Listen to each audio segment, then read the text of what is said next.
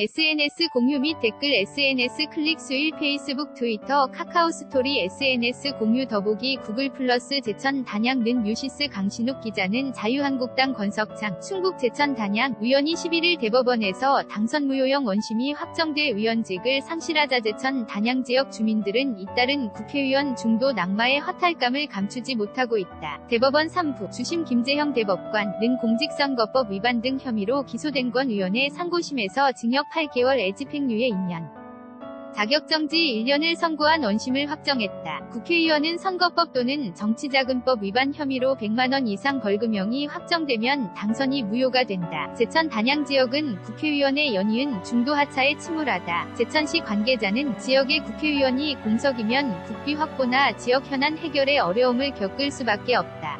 그나마 재선거가 치러져 국회의원 공백 사태를 빚지 않길 바란다. 고 말했다. 권 전 의원의 소속 정당을 중심으로는 불만도 터져나왔다.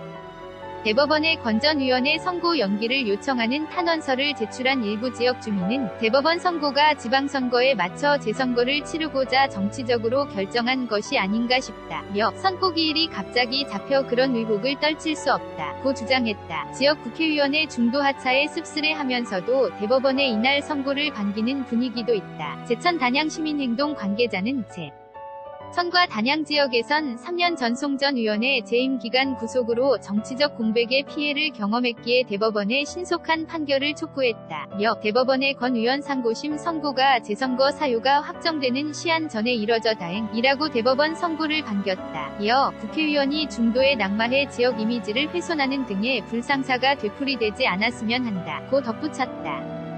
더불어민주당도 대법원의 이날 선고에 고무된 분위기다. 민주당 한 관계자는 선거법 위반 재판 기간이 너무 오래 걸렸다며 이제 차분하게 재선거를 통해 새로운 국회의원이 나와 제천 단양 지역 발전에 힘을 보탤 수 있길 바란다고 말했다. 제천 단양 지역은 사선의 송광호 전 의원이 19대 임기 중이었던 2015년 11월 뇌물수수 혐의로 대법원에서 유죄가 확정돼 의원직을 잃었다. 송 전 의원은 호남고속철도 건설공사 레일 체결장치 납품을 도와주는 대가로 철도 부품업체로부터 11차례에 걸쳐 6,500만원을 받은 사실이 드러나 징역 4년형을 선고받고 복역 중이다. 송 전 의원의 중도 하차로 제천 단양 지역은 2016년 4월 권 전 의원이 당선해 5월 30일 국회의원 임기가 시작되기까지 6개월가량 지역구 국회의원이 없는 사고 선거구였다. 앞서 2015년 1월 송 전 의원이 법정 구속된 때부터 따지면 1년 넘게 국회의원 공백 상태였다. 제천시와 단양구는 국회의원이 없는 상황에서 국비 확보와 현안 해결 등의 어려움을 겪어야 했다. 이런 문제가 재발할 것을 우려한 제천 단양 시민행동은 지난 3월 15일 권 전 의원의 상고심 선고기일을 앞당겨 줄 것을 대법원에 진정하기도 했다. 권 전 의원의 혐의가 유죄든 무죄든 신속히 판결해 당선 무효형의 원심을 확정하면 6.13 지방선거와 동시에 국회의원 재선거를 치르도록 선거일 30일 전인 이달 14일까지 판결을 내려달라는 요지였다.